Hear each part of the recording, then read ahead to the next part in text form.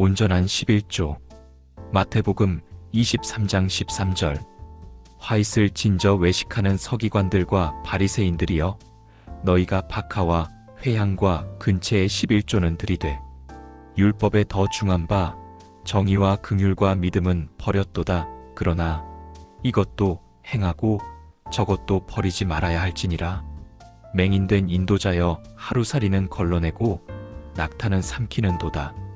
여기서 하루살이란 사소한 것이란 뜻입니다. 낙타는 본질적인 것을 뜻합니다.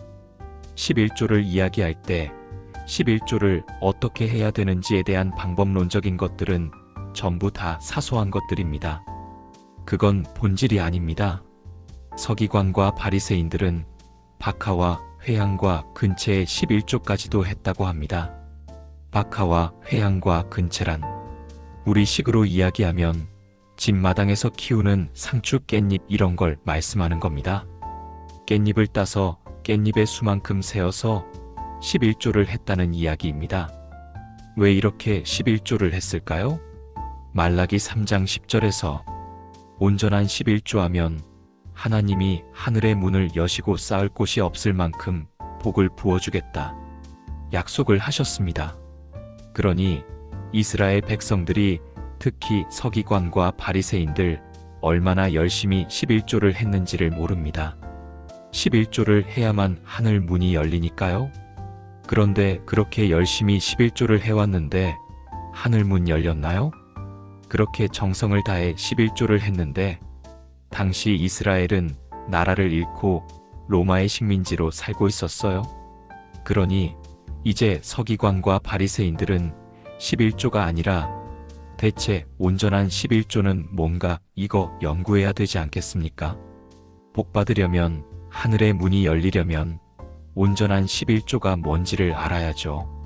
상추 깻잎 다 세어서 11조 드려 내가 반드시 넘치는 복 받겠다고 하는 것은 전부 다 우상 숭배입니다. 오늘날 교회에서 11조를 할 때 설교 시간에 세금 전이냐 세금 후냐로 설교도 하고 논쟁하는 경우도 보았습니다. 왜 이런 고민할까요? 온전한 11조를 해야만 복 받으니까, 그렇게 해서 복 받았다는 사람들이 있으니까 나도 제대로 해서 복 받으려고 하니 중요한 문제가 되는 겁니다. 이게 전부 우상 숭배의 이야기입니다. 탐심이 곧 우상 숭배니라. 11조를 해서 세상 복을 받고야 말겠다는 세상 탐심이 가득한 우상 숭배자들의 이야기입니다. 이 이야기가 오늘 본문 서기관과 바리새인들의 이야기죠. 이들은 텃밭에 상추 깻잎 한 장까지도 11조를 했고 또 그렇게 가르치고 있습니다. 그래서 예수님께서 그들을 향해 화있을진저 어리석은 맹인들아, 이 눈먼 인도자야, 11조를 어떻게 해야 하는지는 하루살이와 같은 사소한 것들인데 그건 심각하게 다루면서 낙타, 즉 11조의 본질에 대해서는 전혀 고민하지 않는 이 악한 자들아, 너희가 11조는 드리고 있지만 그보다 중요한 11조의 본질, 11조 안에 담겨있는 정의와 긍휼과 믿음은 버렸도다. 11조를 해야 되나 말아야 되나, 어떻게 해야 하는지 방법을 따지는 것, 전부 다 하나도 중요하지 않은 하루살이와 같은 이야기입니다. 그러니 11조 안에 담겨있는 정의와 긍휼과 믿음이 무엇인지 알아야 합니다. 그래야만 온전한 11조를 알게 되고 온전한 11조를 하게 되어지면 반드시 하늘의 문 열리고 복이 쏟아집니다. 최초의 11조는 아브라함이 드렸는데 어떤 배경 속에서 드려졌는지는 말하지 않겠습니다. 이건 넘어가겠습니다. 그러나 아브라함이 드린 11조의 정신은 중요하죠. 11조의 정신은 전부 다 하나님의 것이고 모든 것은 하나님이 다 주셨다입니다. 이게 11조가 담고 있는 정신임을 많은 분들이 여기까지는 너무너무 잘 압니다. 11조는 다 하나님의 것이고 하나님이 나에게 주셨기 때문에 내가 드리는 겁니다. 여기까지는 너무 잘 아는데 이것보다 훨씬 더 중요한 11조에 담겨있는 정의와 긍휼과 믿음인데 이거 모르시는 분들이 상당히 많습니다. 먼저 11조에 담긴 정의는 무엇인가요? 정의가 뭡니까? 죄를 지은 죄인은 반드시 죄의 대가를 지불하는 것이 정의가 되겠죠. 죄는 반드시 처벌받아야, 악은 심판받아야 정의가 아닙니까? 이스라엘 백성들이 출애굽할 때 마지막 재앙이 장자의 죽음입니다. 성경에서 장자는 대표의 원리입니다. 장자가 죽으면 다 죽은 겁니다. 장자가 살면 모두가 살은 겁니다. 장자는 전부를 뜻합니다. 출애굽의 마지막 재앙이 장자의 죽음인데 이 장자의 죽음은 이스라엘 민족이라고 해서 예외가 아닙니다.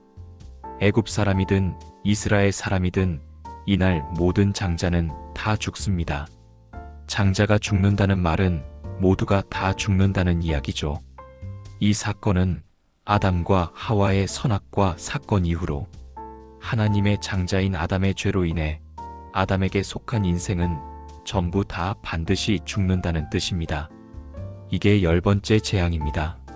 그런데 너무너무 놀랍게도 애굽 사람이든 이스라엘 사람이든 장자가 죽어야 하는 그날 밤에 어린 양을 잡아다가 집에 피를 뿌리면 죽음이 넘어갑니다. 어린 양의 죽음으로 하나님이 허락하신 어린 양의 피로 장자가 살았습니다. 그럼 이제 이 장자는 하나님의 어린 양의 목숨과 바꾸었으니까 이 장자는 누구의 것입니까? 하나님의 것이 되겠죠. 하나님의 어린 양의 피로 하나님이 장자를 사신 겁니다. 장자가 살았다는 말은 장자에게 속한 가족은 다 살았다는 이야기입니다. 이 내용이 예수님께로 고스란히 이어져서 예수님께서 이 땅의 둘째 아담 부활의 첫 장자가 되셨기 때문에 예수님께 속한 사람은 전부 다 부활의 새 생명을 얻게 되는 거죠. 유월절 어린 양의 죽음으로 장자가 살아난 이야기가 11조 안에 고스란히 담겨 있습니다. 그래서 하나님께서 11조를 하라고 할 때 너희의 첫 소산, 처음 태어난 것, 처음 거둔 것은 전부 다 내 것이다. 왜? 어린 양의 피로 값주고 내가 샀으니까 너희의 처음 태어난 모든 장자는 전부 다 내 것이다. 이게 11조에 담겨 있는 정의입니다. 아담 이후로 모든 인생은 죄인입니다. 반드시 죄의 대가를 받아야 됩니다. 그런데 이 죄의 대가를 누가 대신 받았나요? 11조는 하나님의 어린 양이 대신 죽음으로 내가 살았다는 것을 기억하는, 나를 살리려 십자가에 죽으신 하나님의 어린 양, 예수 그리스도의 보혈을 기억하라고 주신 제도가 바로 11조입니다. 그러니 11조를 하느냐 하지 않느냐, 어떻게 하는 게 정확한 거냐? 이런 논쟁은 마치 하루살이와 같이 전혀 중요하지 않은 문제입니다. 날 살리신 예수의 영이 내 안에서 감동하심을 따라 그분의 뜻에 맞게 순종함으로 사용하시면 되는 것입니다. 둘째는 긍휼입니다. 11조는 레위 지파를 먹여 살리는 제도입니다. 이스라엘의 모든 장자는 하나님께서 하나님의 어린 양의 피로 값주고 사셨기 때문에 이스라엘의 모든 장자는 하나님의 일을 해야 됩니다. 부모와 떨어져서 하나님의 회막 혹은 하나님의 성전에 가서 평생을 하나님을 위해 살아야 됩니다. 근데 그럴 수가 없죠. 그래서 하나님께서 한 지파를 레위 지파를 택하셔서 모든 이스라엘의 장자 역할을 대신하도록 했습니다. 그래서 하나님의 어린 양의 핏값으로 구원을 받은 장자의 역할을 레위 지파가 담당을 하고 나머지 이스라엘의 11지파는 장자의 생명의 값을 레위 지파에게 주었습니다. 그래서 레위 지파는 기업이 없습니다. 땅도 없습니다.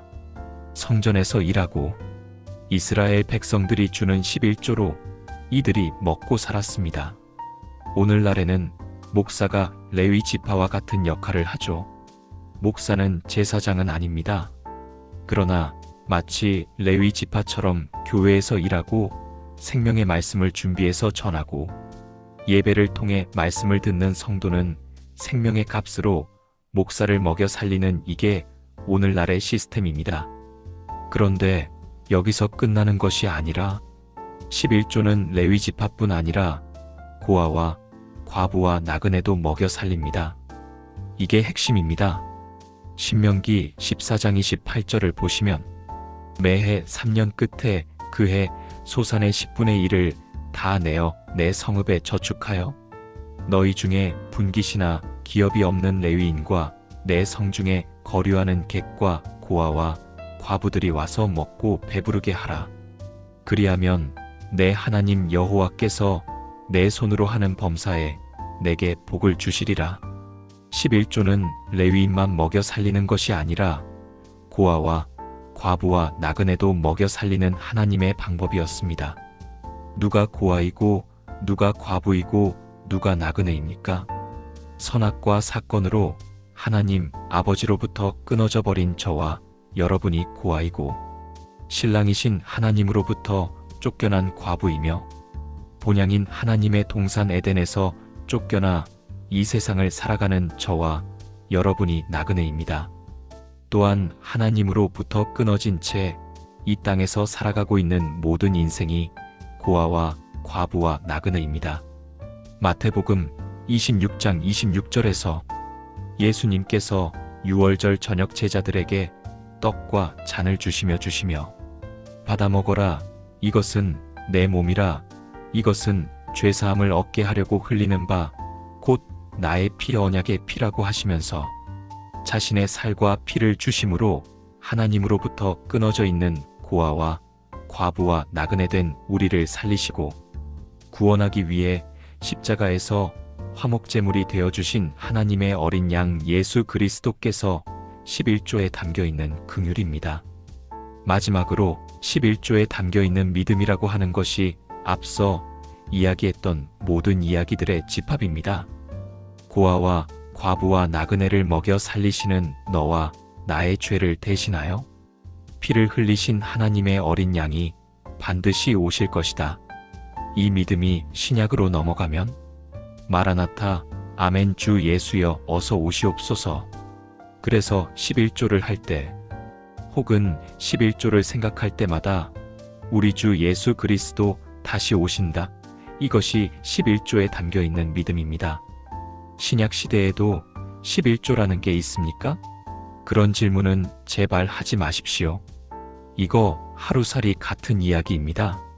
11조를 묵상할 때 11조 자체가 우리에게 주는 신앙의 유익, 11조 안에 담겨있는 정의와 공의와 믿음을 버리지 않도록 고아요, 과부요 나그네였던 우리를 살리시려고 대신해서 십자가에서 살과 피를 아낌없이 내어주신 하나님의 어린 양 예수 그리스도께서 다시 오심을 아는 것이 11조의 믿음입니다.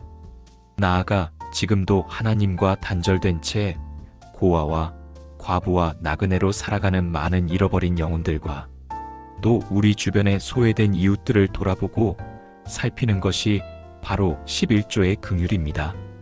그러니 교회 안에 11조 정신이 사라지면 그건 더 이상 교회가 아닙니다.